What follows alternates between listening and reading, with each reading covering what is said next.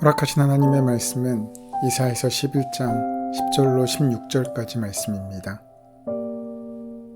그날에 이새의 뿌리에서 한 싹이 나서 만민의 기치로 설 것이요 열방이 그에게로 돌아오리니 그가 거한 곳이 영화로우리라.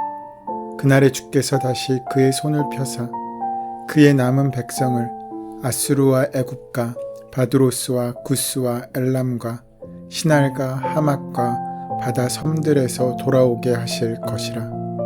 여호와께서 열방을 향하여 기치를 세우시고 이스라엘의 쫓긴 자들을 모으시며 땅 사방에서 유다의 흩어진 자들을 모으시리니 에브라임의 질투는 없어지고 유다를 괴롭게 하던 자들은 끊어지며 에브라임은 유다를 질투하지 아니하며 유다는 에브라임을 괴롭게 하지 아니할 것이요 그들이 서쪽으로 블레셋 사람의 어깨에 날아 앉고 함께 동방 백성을 노략하며 에돔과 모압의 손을 대며 암몬 자손을 자기에게 복종시키리라. 여호와께서 애굽 해만을 말리시고 그의 손을 유브라데 하수 위에 흔들어 뜨거운 바람을 일으켜 그 하수를 쳐 7 갈래로 나누어 신을 신고 건너가게 하실 것이라. 그의 남아있는 백성 곧 아수르에서 남은 자들을 위하여 큰 길이 있게 하시되 이스라엘이 애굽 땅에서 나오던 날과 같게 하시리라. 오늘 본문 말씀인 이사야서 11장은 메시아와 메시아의 왕국에 대한 예언입니다. 이사야서 전체적인 흐름을 보면 7장에서 시작된 그리스도에 대한 예언의 한 단락이 12장에서 맞춰지는 것을 볼 수 있습니다. 모두 배임을 당하고 남은 그루터기, 그것이 바로 이 땅의 거룩한 씨에 대해 보다 구체적으로 묘사하고 있는 예언의 말씀입니다. 이사야가 사역하던 시절은 북이스라엘이 거의 망해가고 남유다는 하나님을 배반하여 무서운 징계가 예상되던 시절이었습니다. 아수르와 바벨론은 이집트와 더불어서 이사야 시대의 가장 강력한 제국들이었습니다. 예루살렘에서 볼 때 이집트는 남쪽이고 아수르는 북쪽이며 바벨론은 동쪽입니다. 서쪽에는 지중해가 있었습니다. 크게 보면 고대 이스라엘은 이집트 문명과 메소포타미아 문명 사이에 끼어 있던 셈이었습니다. 이스라엘은 이런 열강의 세력의 틈바구니에서 늘 그 생존이 위태로웠습니다. 북이스라엘은 기원전 8세기 중반 남유다를 반아수르 동맹에 끌어들이려고 했습니다. 남유다 입장에서 이것은 딜레마였습니다. 반아수르 동맹에 들어가는 순간 그들은 아수르 제국과의 전쟁도 불사해야 했습니다. 하지만 들어가지 않는다면 아수르에 예속될 가능성이 컸습니다. 어떤 선택이 나라를 지키는 데 도움이 될지 판단하기 어려운 상황이었습니다. 이스라엘은 하나님의 택하신 백성들이고 거룩한 하나님의 나라입니다. 하나님의 나라는 영토나 장소, 인구가 아니라 하나님의 통치가 이루어지는 곳을 이야기합니다. 그의 다스림의 원칙이 바로 서 있고 그 원칙에 따라 순종하는 사람들이 하나님의 통치를 이루어가는 바로 그곳이 하나님의 나라인 것입니다. 그래서 외적으로 보이는 증거가 아니라 내적인 믿음과 순종이 그 나라의 본질이 무엇인지를 보여주고 있는 것입니다. 사람들은 외적인 것으로 다른 사람들을 평가합니다. 왜냐하면 사람들은 다른 사람들의 속마음을 평가할 능력이 없기 때문입니다. 그러나 우리 주님은 우리의 내적인 것으로 우리를 판단하십니다. 중요한 것은 우리 안에 있기 때문입니다. 그래서 우리가 밖을 꾸며서 사람들을 속일 수는 있지만 보이지 않는 것을 보시는 하나님을 속일 수는 없습니다. 그래서 이것이 우리에게 용기를 주기도 하지만 또 때론 두려움을 주기도 합니다. 메시아가 온전히 다스리시는 나라에서는 이리 표범, 사자, 곰, 독사와 같은 맹수가 어린 양, 송아지, 어린아이와 같이 무력하게 짝이 없는 것들과 하나 되어서 공존하게 될 것임을 이사야는 선포합니다. 궁극적으로 하나님의 나라가 어떤 속성을 가지고 있는지를 잘 보여주고 있는 것입니다. 우리가 하나님의 다스림 속으로 들어간다고 하는 것은 자신의 힘이나 재능, 능력을 최상의 가치로 여기고 살아가는 것이 아니라 오직 하나님의 도우심 없이는 결코 하루도 살 수 없음을 인정하는 것입니다. 하지만 이스라엘 당시 이스라엘은 하나님의 통치가 아닌 자신의 판단으로 살았습니다. 이름은 하나님의 백성이었지만 실상은 하나님과 상관없는 삶을 살고 있었던 것입니다. 외적으로 또 내적으로 현실을 바라보면 참담하고 어렵기만 합니다.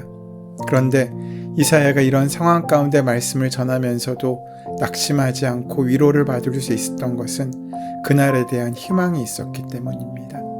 그날을 바라보며 살았고 그날을 바라보며 용기를 얻어서 오늘의 메시지를 전할 수 있었습니다. 그날은 하나님의 귀한 능력과 은혜가 임하는 여호와의 날이었습니다. 비유가 적절할진 모르지만 스데반이 죽을 때 고통에 울부짖으며 죽었겠습니까? 기쁘게 죽었겠습니까? 돌에 맞아서 그 머리가 깨지고 나가고 살점이 떨어져 나갑니다. 얼마나 아팠겠습니까? 그런데 그런 그가 어떻게 죽음을 맞이합니까? 하늘이 열리고 인자가 서신 것을 보고 그 기쁨이 머리가 깨지고 그 몸이 다치고 그 돌에 맞는 아픔을 넘어서고 있지 않습니까? 아무리 고통스러운 상황 가운데라도 우리가 더 큰 기쁨을 볼 수 있다면 지금의 고통은 이길 수 있는 것들이 됩니다. 하나님께서 준비하신 그날이 얼마나 아름답고 감격적이면 그것을 바라보면서 오늘의 현실의 고통과 절망을 이겨낼 수 있었던 것입니다.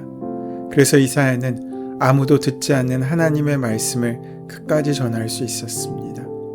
오늘 우리가 함께 나눈 본문의 말씀에서 이사야 앞부분과 마찬가지로 두 개의 그림이 겹쳐져 있는 듯한 모습이 발견됩니다. 이사야가 외치는 핵심은 지금은 이렇게 하나님의 말씀에 불순종해서 앞으로 징계를 당하고 노략을 당하겠지만 그 어떤 경우에라도 하나님께서는 그들을 다시 회복시키실 것이라는 말씀을 전하고 있습니다. 그런데 그 회복을 가만히 보면 두 개의 그림이 그려질 수 있습니다. 이스라엘 나라의 회복과 그 뒤에 하나님 나라의 회복이라는 두 가지 회복이 한 장면에 겹쳐져 보이는 것입니다. 이사야서의 다른 메시지도 마찬가지입니다. 늘 두 가지가 겹쳐져 하나를 이야기하는 것처럼 우리에게 다가섭니다. 이스라엘의 회복을 이야기하는 것 같은데 어느새 먼 훗날 이루어질 하나님 나라를 설명하고 있는 모습들을 종종 볼 수 있게 됩니다. 이사야는 훗날 이루어질 이스라엘의 회복에 대한 이야기를 말씀하고 있는 것입니다. 그런데 훨씬 더 뒤에 하나님의 나라가 설 것을 또 말하고 있습니다. 이사야의 입장에서는 그 두 가지의 회복이 구별이 잘 되지 않습니다.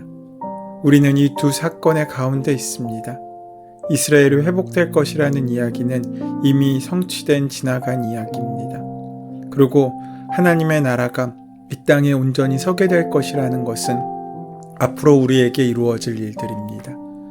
우리는 이 두 시기의 중간에 있기 때문에 과거 이스라엘의 회복에 대한 이야기와 장차 이루어질 하나님 나라에 대한 이야기가 쉽게 분간이 되는데 이사야의 입장에서는 이 두 가지 모두가 훗날의 이야기이기 때문에 겹쳐져 보이게 되는 것입니다. 이사야가 어디서 위로를 받았습니까? 하나님께서 이 땅에 메시아를 보내주실 것이라는 사실의 소망을 만나게 됩니다. 그렇게 오실 메시아가 다스리시는 나라가 9절에 묘사된 나라입니다. 내 거룩한 산 모든 곳에서 해됨도 없고 상함도 없을 것이니 이는 물이 바다를 덮음같이 여호와를 아는 지식이 세상에 충만할 것임이니라. 메시아가 다스리는 나라는 맹수가 그 야성을 잃고 독사의 독이 없어져 해함도 상함도 없는 곳이 됩니다. 그 이유가 하나님을 아는 지식이 세상에 충만하기 때문이라고 말씀하고 있습니다. 하나님의 지식의 충만과 메시아의 다스리심은 불가분의 관계가 있습니다. 이것은 우리의 신앙생활에서도 동일하게 보여집니다. 우리의 삶과 인생이 하나님께서 다스리시는 나라로 바꾸어 가려면 하나님을 아는 지식이 충만해야 합니다. 그러하기에 우리는 하나님을 알아가는 데 최선을 다해야 합니다. 하나님을 알면 알수록 그 삶의 지경만큼 내 삶에 천국이 임하게 됩니다. 10절부터 16절은 메시아가 다스리시는 나라의 백성들에 대하여 소개하고 있는데 메시아께서 그들을 모으실 거라고 합니다. 당신의 백성을 모으시는 메시아가 어떤 분이신지를 다시 한번 소개하고 있습니다. 10절은 이렇게 증거합니다. 그날에 이사의 뿌리에서 한 싹이 나서 만민의 기치로 설 것이요 열방이 그에게로 돌아오리니 그가 거한 곳이 영화로우리라. 메시아는 만민이 보는 깃발처럼 서게 될 것이지만 그 메시아의 시작은 뿌리에서 싹이 나는 것처럼 은밀하게 진행될 것이라고 말씀합니다. 처음에는 어떠한 변화도 보이지 않고 어떠한 것도 그 눈에 들어오지 않습니다. 왜냐하면 땅 아래에서 이루어지는 일이기 때문입니다. 예수님은 겉으로 보기에는 시골 출신의 목수에 불과합니다. 그러나 그의 은혜를 입기 위하여 수많은 사람들이 그 앞에 무릎을 꿇게 될 것입니다. 심지어 죽음의 권세마저도 항복을 선언하게 될 것입니다. 왜냐하면 그분의 본질은 영원이요 메시아이시기 때문이죠. 메시아가 당신의 백성을 어떻게 할 것인지에 대해서 11절과 16절은 이렇게 증거합니다. 그날에 주께서 다시 그의 손을 펴사 그의 남은 백성을 아수르와 애굽과 바드로스와 구스와 엘람과 시날과 하맛과 바다 섬들에서 돌아오게 하실 것이라. 그의 남아있는 백성 곧 아수르에서 남은 자들을 위하여 큰 길이 있게 하시되 이스라엘이 애굽 땅에서 나오던 날과 같게 하시리라. 메시아는 자기 백성을 향해서 손을 다시 펴시고 그들이 어디에 있든지 돌아오게 하실 것이라고 합니다. 그리고 그것이 이스라엘 백성들의 출애굽과 같은 길을 만들어 주시겠다고 말씀하고 있으신 것입니다. 이스라엘 백성들에게 최고 최대의 사건은 출애굽 사건입니다. 그 사건으로 말미암아 그들은 하나님이 누구신지를 알게 되었고 그들은 영원한 노예에서 자유인이 되게 하셨습니다. 그 사건을 다시 만들어서라도 당신의 백성을 책임져 주시겠다고 지금 약속하고 있으신 것입니다. 그 하나님의 나라, 메시아가 다스리는 나라는 마지막 날에만 이루어지는 것이 아닙니다. 지금 당장도 이루어지는 것이기도 합니다. 흔히 교회를 하나님 나라의 모형이라고 합니다. 그것은 예배당 안에 천사들이 있기 때문이 아닙니다. 교회가 하나님의 다스림을 받기 때문입니다. 교회의 사명은 교인들의 뜻이 이루어져 가는 것이 아닙니다. 하나님의 뜻이 온전히 이 땅에 이루어지는 것입니다. 그 귀한 도구로 하나님의 그 귀한 말씀의 통로로 세워진 것이 바로 하나님의 몸된 교회입니다. 교회는 하나님의 뜻을 전달받고 거기에 순종하기 때문에 하나님 나라의 모형이 될 수 있습니다. 교회가 하나님의 뜻이 아니라 특정한 사람들의 뜻에 의해 좌우된다면 교회는 천국이 아니라 그 사람의 나라가 되고 그 사람이 다스리는 그 사람의 제국이 될 뿐입니다. 그렇다면 우리의 가정, 우리의 삶, 그 자리는 어떻습니까? 그곳은 하나님의 나라입니까? 아니면 나의 왕국입니까? 오늘 하루도 나의 나됨을 바르게 인식하여 운전대로 온전히 하나님께 내어드릴 수 있는 그 믿음의 마음이 우리에게 결정될 수 있어야 합니다. 하나님의 나라는 그렇게 우리에게 은혜로 오십니다. 하지만 그 나라는 우리의 믿음과 우리의 순종함을 통하여 이 땅에 이루어지고 보여지고 증거되어집니다. 우리에게는 그 나라를 이루어야 할 사명이 있습니다. 하나님께서는 우리를 통하여 하나님의 뜻이 온전히 이루어지고 선포되는 하나님의 나라가 완성되어지기를 원하십니다. 우리의 능력으로 할 수 있는 일은 아닙니다. 하지만 우리가 믿음으로 순종하며 주님께 나아갈 때 주님께서는 그 모든 일들을 감당할 수 있는 하나님의 은혜와 능력을 허락하시게 될 것입니다. 작아도 괜찮습니다. 씨앗 역시 작지 않습니까?